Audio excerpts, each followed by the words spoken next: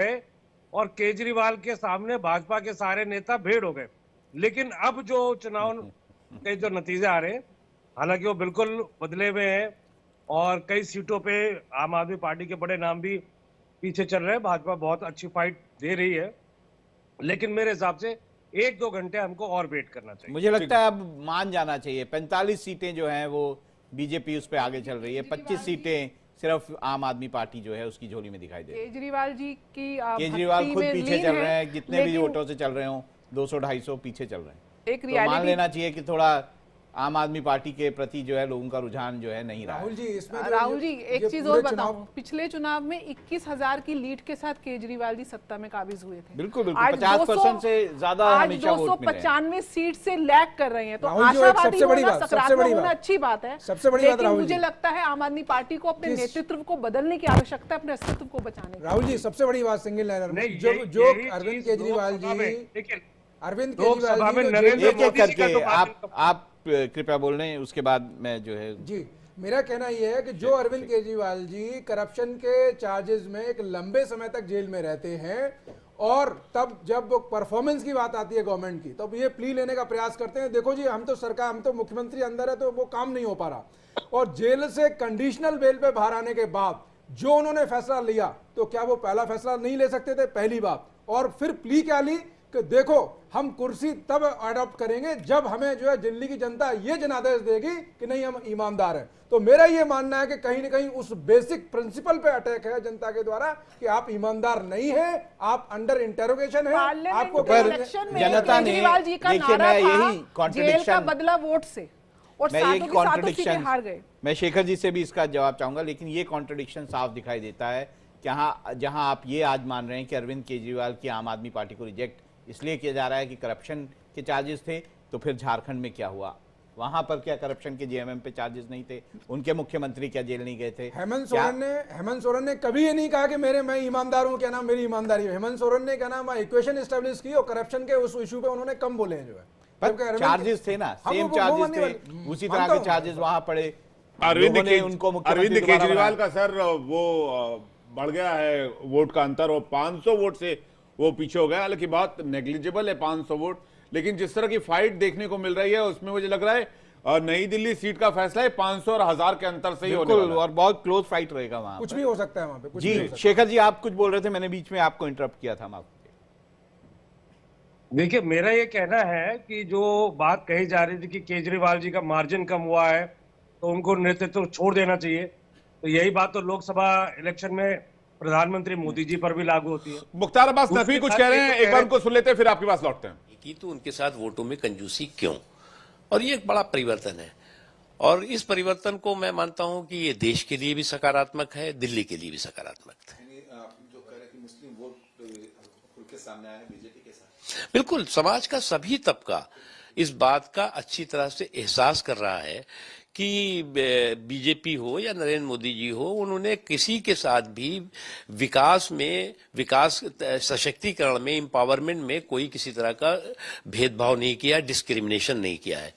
Development with dignity, empowerment without appeasement, without discrimination, इस संकल्प के साथ मोदी जी ने काम किया। और आपको देखना होगा कि 2014 के बाद लगभग 65-70% राज्यों में भारतीय जनता पार्टी जीती है मोदी जी के नेतृत्व में, चाहे वो उत्तर प्रदेश हो, चाहे बिहार हो, चाहे राजस्थान हो, चाहे छत्तीसगढ़ हो, चाहे मध्य प्रदेश। तो मुख्तार अब्बास नकवी कह रहे हैं कि मोदी की नीतियों का ये एक तरह से फल है, इनाम है, और उसी के वजह से इस तरह का रिजल्ट आ रहा है। शेखर जी आपकी बात पूरी कीजिए, फिर मैं मिल्कीपुर पे जाएंगे। मिल्कीपुर से ब्रेकिंग न्यूज आ रही है, वो दर्शकों को बताएंगे। मैं करप्शन वाली बात पे एक बात कहना चाहता हूँ कि भाजपा का शुरू से एक प्रयास था कि ये करप्शन के अगेंस्ट जो आवाज उठाते हैं इनको करप्शन में फंसाया जाए। मुझे एक बात नहीं समझ में आती है कि केजरीवाल जी को बेल क्यों मिली, आम आदमी पार्टी के नेताओं को बेल क्यों मिली, क्योंकि इन्वेस्टिगेशन आज तक पूरी नहीं हुई। अच्छा, इस पर भाजपा का कोई नेता जो केजरीवाल को अगर गलत मानता है वो ईडी के खिलाफ एक्शन की बात नहीं करता कि ईडी क्यों नहीं इन्वेस्टिगेशन पूरी कर पाई। ये तो ईडी के लिए एक्सटेंशन मांगते हैं, ईडी डायरेक्टर के लिए।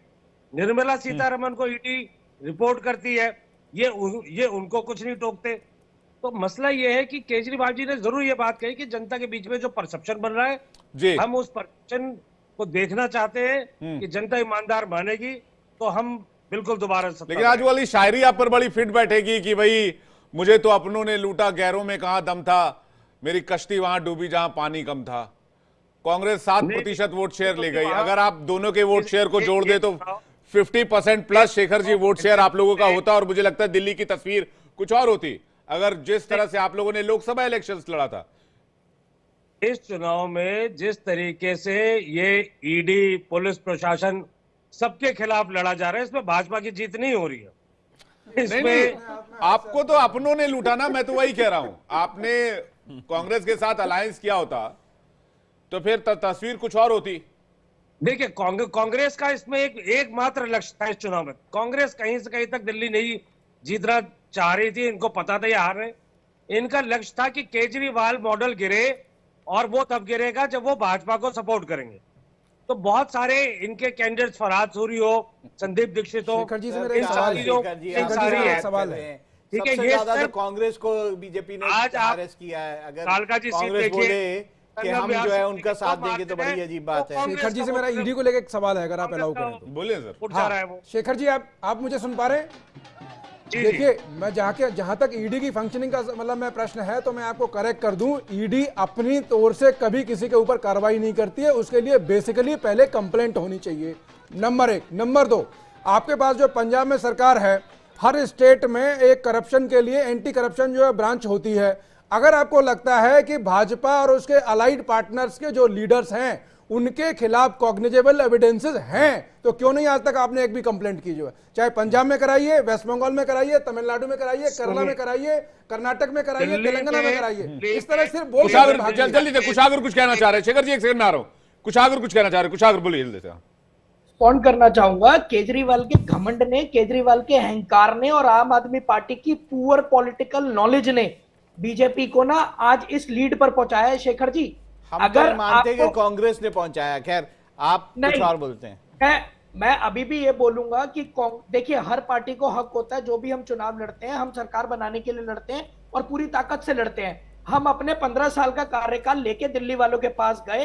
केजरीवाल से हमारी वैचारिक लड़ाई जरूर है, क्योंकि इनकी तो खैर कोई विचारधारा है ही नहीं। और जिस तरीके से 10 साल में बैठी राज्य सरकार ने दिल्ली को बर्बाद किया है, हमारी लड़ाई उसके खिलाफ थी। जी, हम आपको रोकना चाहेंगे। मिल्कीपुर का हम दर्शकों को वहां के नतीजे भी बताना चाहेंगे। अखंड हमारे साथ अगर हैं तो एक छोटा सा ब्रेक लेना होगा सर हमें, उसके बाद लौटेंगे, उसका मिल्कीपुर की ब्रेकिंग बताएंगे। एक ब्रेक के लिए रुक रहे हैं। कवरेज लगातार जारी है, हमने नॉन स्टॉप कवरेज दिखाई, सबसे पहले और सबसे तेज रुझान आप तक पहुंचाए हैं। एक छोटा सा ब्रेक, उसके बाद बताएंगे मिल्कीपुर में क्या बीजेपी एक बहुत बड़ी जीत की ओर बढ़ रही है, फिलहाल हम और अयोध्या में क्या बीजेपी ने खुद को साबित कर दिया। रुझान बताते जाते हैं। 45 सीटें बीजेपी, 25 सीटें आम आदमी पार्टी लीड कर रही है, 0 सीट कांग्रेस पार्टी की झोली में जा रही है।